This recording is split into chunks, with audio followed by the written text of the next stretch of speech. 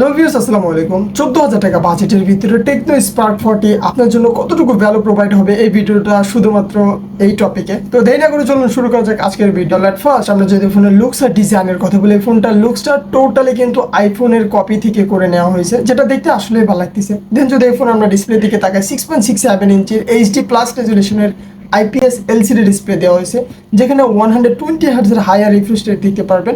Punctual cutwork display, overall দেখতে ভালো লাগে।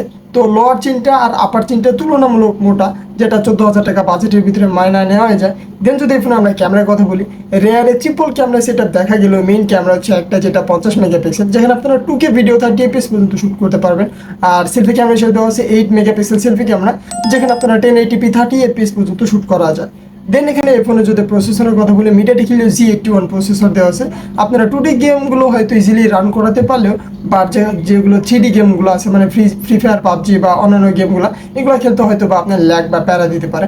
দেন এখানে ব্যাটারির কথা বলতে গেলে 5200 mAh ম্যাসিভ ব্যাটারি দেওয়া আছে, আর 45 ওয়াটের চার্জার আপনারা বক্সেই পেয়ে যাবেন। ওভারঅল চার্জারটা বক্সে দিচ্ছে, এটা আসলে একটা ভালো বিষয়, কারণ দিন যত যাইতেছে তো চার্জার ফোনের সাথে দেওয়া ভুলে গেছে কোম্পানিগুলো। দেন যদি এই ফোনে আমরা যদি IP64 এর রেটিং দেওয়া আছে, which is really actually good, মানে টুকটাক ছিটে ফোটা পানি লাগলেও কোনো প্যারা হবে না। 3.5 জ্যাক দেওয়া আছে, এক্সট্রা মেমরি কার্ড ইউজ করতে পারবেন।